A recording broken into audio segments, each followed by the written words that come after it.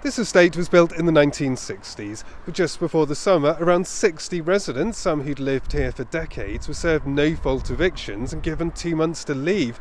They were told it was for refurbishment and homes wouldn't be available again until the following June, when they'd also be offered to students, families and young professionals. There's panic, and older people not knowing what to do. You're talking about families, lots of families having to move, and some people were really quite desperate because they had no savings, and the market was such that we were paying £8.50, £9.50, reasonable rents for that part of Wrexeter. He says the homes are now being actively marketed to students, and descriptions on a property website are very similar, even when there's different numbers of bedrooms. What started happening to the properties is that when someone moved out, the next day a gang of workers turned up and started gutting the places. One of them had only been refurbished at Christmas. They were converting the living rooms into 2 study bedrooms. There used to be 4-bedroomed townhouses.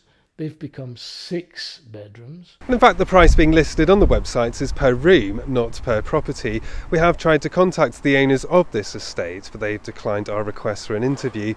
The government says it is looking to end no-fault evictions, but at the moment no date has yet been set for that to happen. The government really needs to act on this so that no other residents have to go through the terrible times that the residents at Rosebarn Park went through. A decade ago, the Lib Dem Conservative Coalition removed the cap on student numbers. A possibly unintended consequence of that means that here in Exeter, where we've got an absolutely amazing world-class university, it's more than doubled in size in a decade, and infrastructure just hasn't been able to keep pace with that. You know, the properties haven't been built to house the additional 20,000 students that there are in the city now, compared to before the cap was removed by the Lib Dem Conservative Coalition, and that's had a huge additional pressure on the housing market here, driving up rents for local people and making it harder for students who want to build their life here, having studied at the university, to stay in the city.